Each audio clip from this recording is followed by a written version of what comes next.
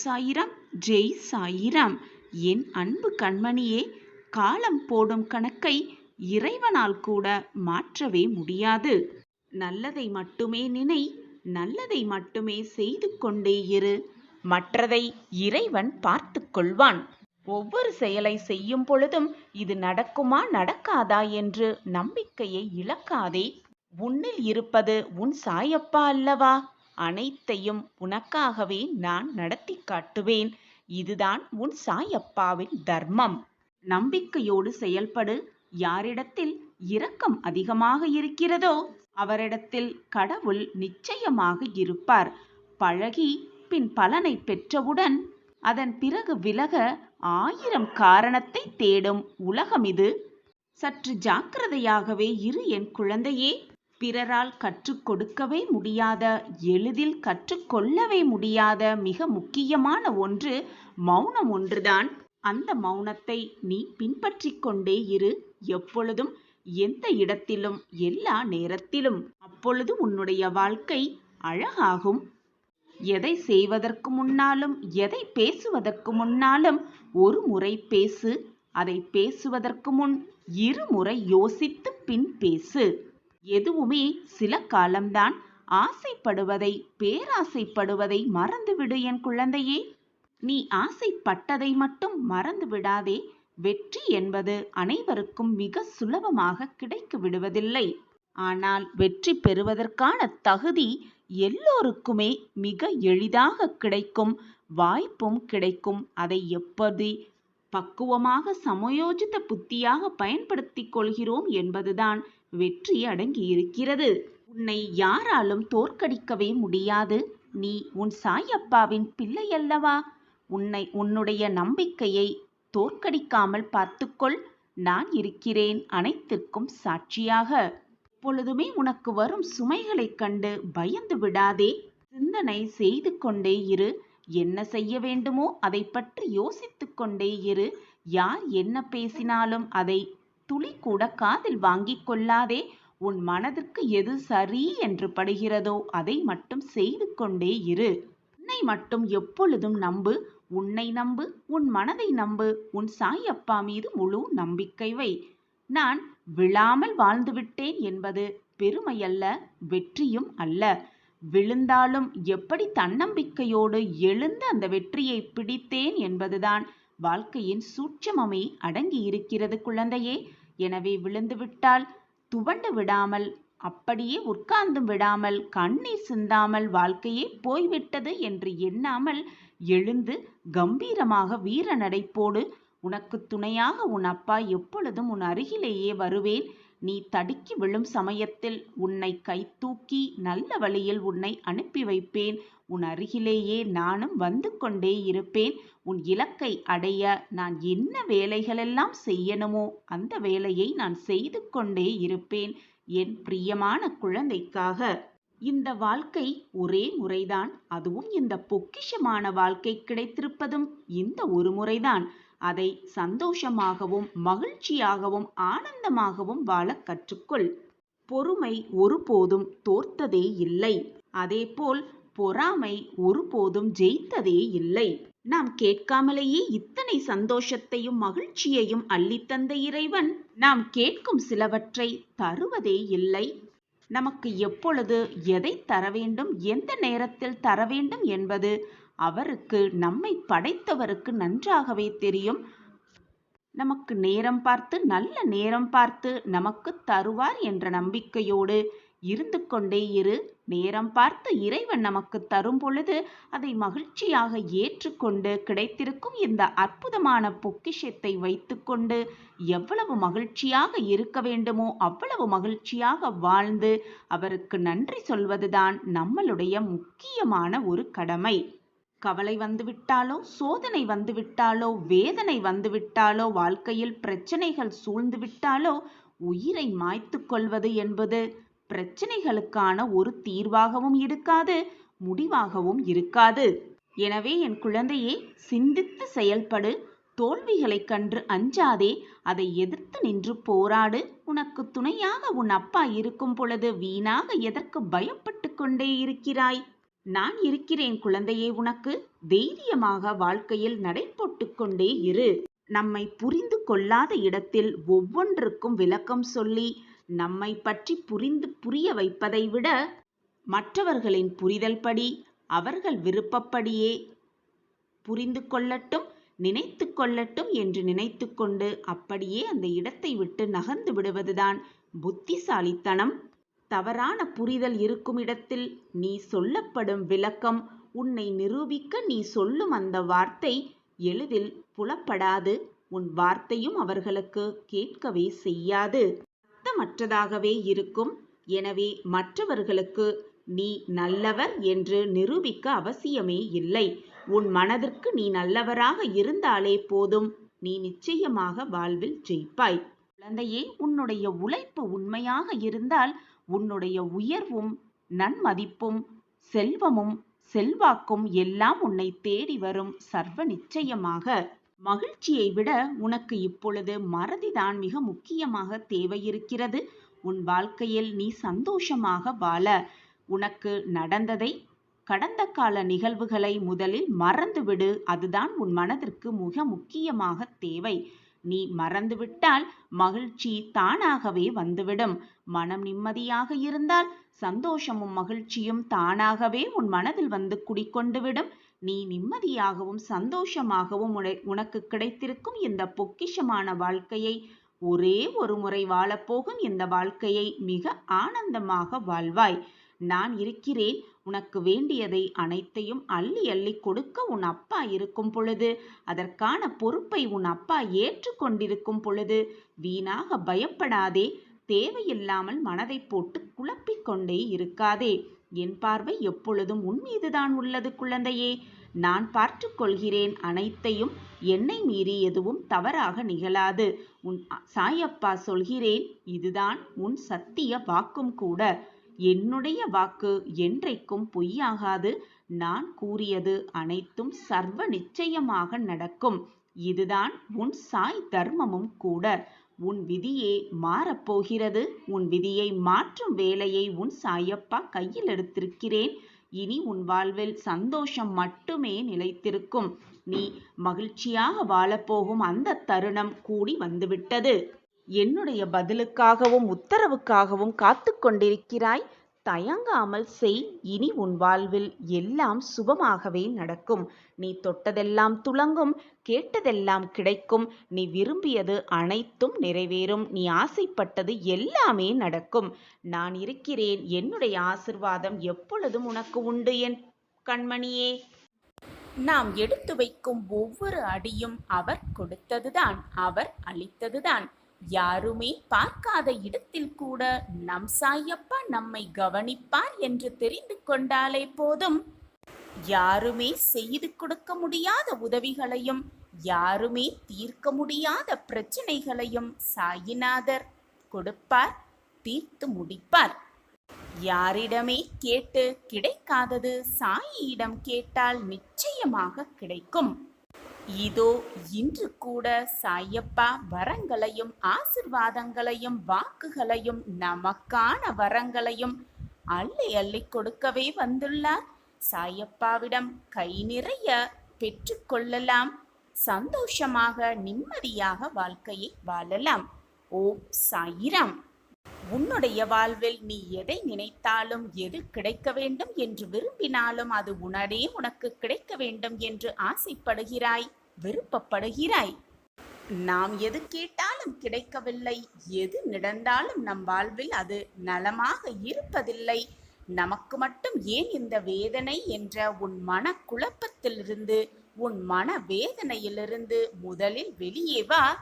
முதலில் உன் வாழ்க்கையில் உன்னை சுற்றி என்ன நடந்தாலும் அது உனக்கான நன்மைக்காகத்தான் நடக்கிறது என்பதை முதலில் புரிந்து கொள். உன் வாழ்க்கையில் நடப்பது எல்லாமே நன்மைக்குதான். இப்போது வேண்டுமானால் உனக்கு அது எதிராக இருப்பது போல தோன்றினாலும் நிச்சயமாக இன்றல்ல என்றாவது ஒரு நாள் உன் வாழ்க்கைக்கு தேவையானதை மட்டும்தான் உன் வாழ்க்கையில் வழங்கியிருக்கிறார் சாயப்பா என்பதை நீ புரிந்து கொள்ளும் நேரம் வரும். சர்வ நிச்சயமாக வரும். அப்பொழுது நீ ஓடோடி வந்து சாயிநாதரே, என் வாழ்க்கையில் நல்ல மாற்றங்கள் நிகழ்ந்துவிட்டது என்று கண்ணீரோடு கூறும் அந்த நல்ல நேரத்தையும் சாயப்பாவே உருவாக்குவார். உனக்கு வருவது எல்லாம் மிகப்பெரிய பிரச்சனை, மிகப்பெரிய சோதனை என்று கூட நினைக்கலாம். ஆனால் என்றாவது ஒரு நாள் அது உன் வாழ்க்கையில் உள்ள சிக்கல்களை தீர்ப்பதற்காக வந்த சுப நிகழ்வுகள்தான் என்பது உனக்கு அப்பொழுது தெள்ளத் தெளிவாகவே புரியும். கண்ணில் பார்ப்பது அனைத்தையுமே உண்மை என்று நம்பிக்கொண்டிருக்கிறாய். அப்படி இல்லை பிள்ளையே, உனக்கான நேரம் வரும் வரை சற்று பொறுமையாக காத்திரு.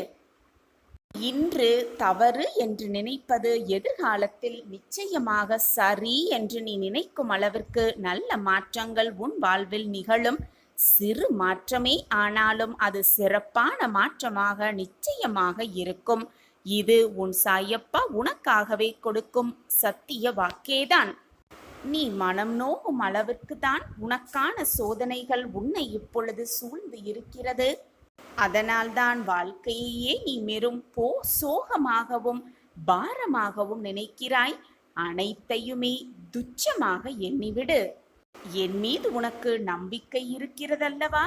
உனக்கான நல்ல வழியை, உனக்கான பிரகாசமான வழியை உன் கண்களுக்கு புலப்படும்படி நான் உன்னை அழைத்து செல்வேன். எதற்குமே உன் மனதை போட்டு குழப்பிக் கொள்ளாதே. வெற்றி பெறுவது மிக மிக எளிது. என்ன செய்கிறாய் என்பதை அறிந்து செய்தால் வெற்றி உனதானதே. செய்வதை விரும்பி செய்தால் வெற்றி உனதானதே. செய்வதை நம்பிக்கையோடு செய்தால் வெற்றி உனதானதே. எனவே நம்பிக்கையோடு பொறுமையோடு நமக்கான வாழ்வு நமக்காக காத்திருக்கிறது என்பதை தீர்க்கமாக மனதில் வைத்துக்கொண்டு நம்பிக்கையோடு செயல்படு. உனக்கான வாழ்வு உனக்காகவே காத்திருக்கிறது. இதுவரை நடந்ததை எண்ணி யோசிப்பதை விட இனி எப்படி நடக்க வேண்டும் என யோசிப்பவர்களே வாழ்க்கையில் வாழத் தெரிந்தவர்கள், வெற்றியை சூடத் தெரிந்தவர்கள். வேறு வழியே இல்லை என்னும் போது வரும் தைரியத்திற்கு பலம் மிக மிக அதிகம். எனவே தைரியமாக இரு, மனதை திடமாக வைத்துக்கொள். எப்பொழுதுமே நம்பிக்கையோடு இரு. உன் வாழ்க்கையில் நீ வெற்றியை மிக சுலபமாக எட்டி பிடிக்கலாம். மிக சுலபமாக வெற்றியை உனதாக்கிக் கொள்ளலாம். நம்பிக்கைதான் வாழ்க்கை. பொறுமையாக இரு. மனதை முதலில் பண்படுத்த பழக வேண்டும். அப்படியென்றால் என்ன சாயிநாதரே என்று கேட்கிறாயா? தினமும் காலையும் மாலையும் தியானம் செய். நேற்றைய பொழுது முடிந்துவிட்டது. இன்றைய பொழுதை எவ்வளவு பயனுள்ளதாக மாற்றமைக்க முடியும் என்று சிந்தனை செய்வதால் நம் வாழ்வில் நிம்மதிக்கு எப்பொழுதும் பஞ்சமே இருக்காது. மகிழ்ச்சிக்கு எப்பவும் பஞ்சமே வராது. வாழ்க்கையில் எப்படி முன்னேறலாம், வாழ்வை எப்படி உயர்த்தலாம் என்பதை முதலில் திட்டமிட வேண்டும். அந்த திட்டப்படி காய்களை நகர்த்தி வாழ்க்கையில் வெற்றியை அடைய வேண்டும். இதுதான் வெற்றி அடைவதற்கான மிக சிறந்த இரகசியமாகவே இருக்கும். அதிலும் இலக்கில் கவனமாக இருக்க வேண்டும். பிடித்த வாழ்க்கையை, தனக்கு பிடித்த வாழ்க்கையை வாழ்பவனே மிக மிக அதிர்ஷ்டசாலி. எந்த வாழ்க்கையாக இருந்தாலும், தனக்கு என்ன வாழ்க்கை கிடைத்திருந்தாலும் தனக்கு பிடித்த மாதிரி வாழ்க்கையை வாழ்பவனே புத்திசாலியாகிறான். மாற்றங்கள் என்ற ஒன்றே இந்த உலகத்தில் இறைவன் தோற்றுவித்த மாறாத நியதி. இந்த ஒரு விஷயத்தை புரிந்து கொண்டு நாம் வாழ கற்றுக்கொண்டோமேயானால் யாருடைய மாறுதல்களும் நம் வாழ்வில் பெரும் தாக்கத்தையும் பெரும் ஏமாற்றத்தையும் ஏற்படுத்தாது. எப்பொழுது உன் சாயி தேவாவிடம் பேசும் பழக்கத்தை நீ ஏற்படுத்திக் கொள்கிறாயோ அப்பொழுதிலிருந்து தனிமையாக இருக்கிறோமே என்று உன் மனம் வருந்தவே வருந்தாது. நான் தான் உனக்கு துணையாக இருக்கிறேனே, பின் எப்படி உன் மனதிற்கு அந்த ஏக்கம் வரும்? நான் எப்படி வரவிடுவேன்? நான் உன்னோடு எப்பொழுதும் பேசிக்கொண்டுதான் இருக்கிறேன். நீ என்னை உணர்ந்து கொள். நடப்பது எல்லாம் நன்மைக்கே. கூடிய விரைவில் நீ நல்ல செய்தியை, மகிழ்ச்சியான செய்தியை நிச்சயமாக கேட்பாய். நீ இன்னும் உன் இழப்பை நினைத்தே வருந்திக் கொண்டிருக்கிறாயே. உன் இழப்பு என்பது மிக பெரியதுதான். ஆனால் அதற்காக அதையே நினைத்து கொண்டிருந்தால் எல்லாம் சரியாகிவிடுமா அல்லது ஏதாவது மாறிதான் விடுமா? நன்றாக சிந்தித்துப் பார். உன்னிடம் இருந்து போன எந்த பொருளுக்காகவும் எப்பொழுதுமே வருந்தாதே. என்றோ ஒரு நாள் அது உன்னை விட்டு போகத்தான் போகிறது, அல்லது நீ அதை விட்டு போகத்தான் வேண்டும். இதுதான் வாழ்க்கையின் நியதி. எதுவுமே நிரந்தரமல்ல. உலகமே நிரந்தரமல்ல. உன் உடலும் உனக்கு நிரந்தரம் அல்ல. ராஜாக்கள் கூலிகளாக ஆவதும் கூலிகள் ராஜாக்கள் ஆவதும் தான் உலக இயல்பு. உலகம் மாறிக்கொண்டேதான் இருக்கும். எது உன்னிடம் இருந்து பறிக்கப்பட்டதோ அதை போன்று 1000 மடங்கு உனக்கு கிடைக்கும். நான் கிடைக்க வைப்பேன். அது கிடைக்க நீ தைரியத்தோடு இருக்க வேண்டும். தன்னம்பிக்கையை இழந்து விடக்கூடாது. உன்னுடைய தைரியத்தையும் இழக்காமல் விடாமுயற்சியோடு போராடும் குணத்தோடு இருக்க வேண்டும். அப்பொழுது உன்னிடம் இருந்து எது பறிக்கப்பட்டதோ, உன்னிடம் இருந்து எது விலகி சென்றதோ அதை போன்ற 1000 மடங்கு உனக்கு நான் கிடைக்க செய்வேன். இது உன் சாயப்பாவின் சத்திய வாக்குதான். இந்த உலகத்தில் முடிவே இல்லாத கஷ்டம் என்று எதுவுமே இல்லை. அனைத்திற்குமே ஒரு முடிவு இருக்கிறது. நிரந்தரமே இல்லாத இந்த வாழ்க்கையில் அனைத்திற்கும் ஒரு முடிவு இருக்கத்தானே வேண்டும். உன்னை புரிந்து கொள்ளாதவர்களை நினைத்து நினைத்து வருத்தப்பட்டு கொண்டே இருப்பதை விட, உன்னை புரிந்து கொண்டவர்கள் உன்னை சுற்றி உன் அன்பிற்காகவும் மட்டுமே காத்து கொண்டிருப்பவர்களை நேசப் பழகிக்கொள். அவர்களோடு சேர்ந்து வாழும் அந்த வாழ்க்கையை ரசித்து அழகாக வாழ கற்றுக்கொள். ஒன்றை மட்டும் நன்றாக புரிந்து கொள். மனதிற்கு பிடித்தமானவர்கள் செய்யும் எதுவுமே அழகாகத்தான் இருக்கும். ஓடாத நதியும் தேடாத மனமும் எப்பொழுதுமே தெளிவாக இருப்பதே இல்லை. வாழ்க்கை கற்றுத்தரும் பாடம் என்னவென்றால், அனைத்துமே சில காலம்தான். வருவதை ஏற்றுக்கொண்டால் வருவது ஏதோ ஒரு காரணத்துக்காகத்தான் வருகிறது என்பதை புரிந்து கொண்டால் வாழ்வு சிறக்கும். சில காலம்தான், அனைத்துமே மாறும் என்பதை புரிந்து கொண்டால் ஏமாற்றம் பெரிதாக தெரியாது. ஏமாற்றம் வரவும் வராது. யாரையுமே வாழ்க்கையில் முழுமையாக நம்பிவிடாதே. உன்னை மட்டும் முழுமையாக நம்பு. வாழ்வு ஒரு முறைதான். அந்த வாழ்க்கையை நிம்மதியோடு வாழ்ந்துவிட்டு போகலாமே. அதை அர்த்தமுள்ளதாக வாழ்ந்துவிட்டு போகலாமே. மற்றவர்களுக்கு பிரயோஜனப்படும்படி வாழ்ந்துவிட்டு போகலாமே. மற்றவர்களுக்கு உதவி செய்யும்படி வாழ்ந்துவிட்டு போகலாமே. வாழ்க்கை என்பது சாகும் வரை அல்ல, மற்றவர்களின் மனதில் நீ வாழும் வரை உன் வாழ்க்கையில் நீ வாழ்ந்து கொண்டே இருப்பாய் என்பதுதான் உண்மையிலும் உண்மை.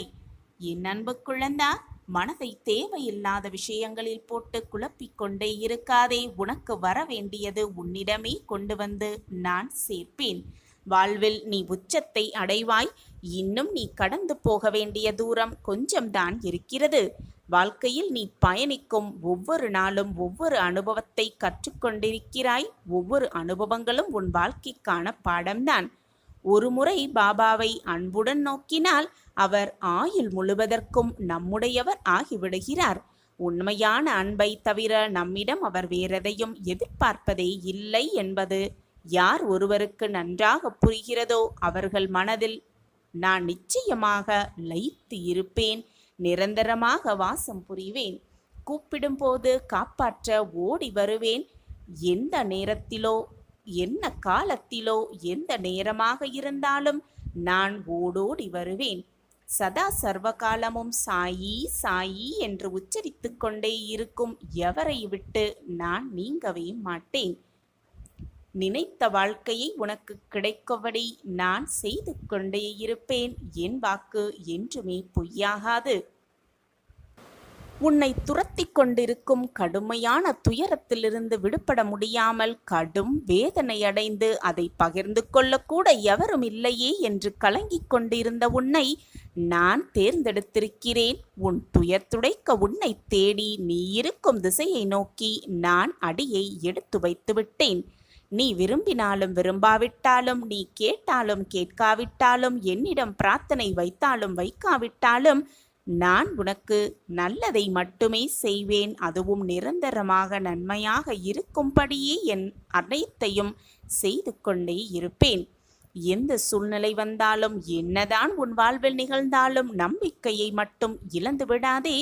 எனக்கு துணையாக அப்பா இருக்கிறார் என்ற எண்ணத்தை மட்டும் எப்பொழுதும் மறந்து விடாதே, மறுத்து விடாதே. உன் வாழ்வில் ஆனந்தத்தை நிரப்ப நான் முடிவை செய்துவிட்டேன். உனக்கு வர வேண்டியதை உன்னிடம் சேர்க்க நான் முடிவு செய்துவிட்டேன். அதற்கான திட்டத்தையும் நான் தீட்டுவிட்டேன். உன் வாழ்வில் இருந்த கஷ்டங்கள், வேதனைகள், சோதனைகள் எல்லாமே உன் பூர்வ ஜென்ம பாவம் முடிந்தது போல முடியப் போகிறது. உன் புது கணக்கு தொடங்கும் தருவாயில் நீ இப்பொழுது நின்று கொண்டிருக்கிறாய். அந்த தருவாயில் நீ நிற்பதால் தான் இதோ இப்பொழுது இது உன் கண்களில் பட்டிருக்கிறது. இப்பொழுது என்னுடைய வாக்கு உன் செவிகளில் விழுந்து கொண்டிருக்கிறதல்லவா? அப்படி என்றால் நீ அதிர்ஷ்டசாலிதான். நான் தேடி கண்டுபிடித்த அதிர்ஷ்டசாலிதான் என்னுடைய குழந்தை. யாருக்கும் கிடைக்காத அதிர்ஷ்டம் உனக்கு கொடுக்க, உன் வாழ்வில் நடக்க நான் முடிவு செய்துவிட்டேன். அதற்காக என்னுடைய அடியை நான் எடுத்தும் வைத்துவிட்டேன். ஒன்றை நன்றாக புரிந்து கொள். உன்னுடைய மனம் மட்டும்தான் உன் வாழ்வை வீழ்த்தக்கூடிய ஆயுதம். மனதை பக்குவமாக வைத்துக்கொள், நிதானமாக வைத்துக்கொள்.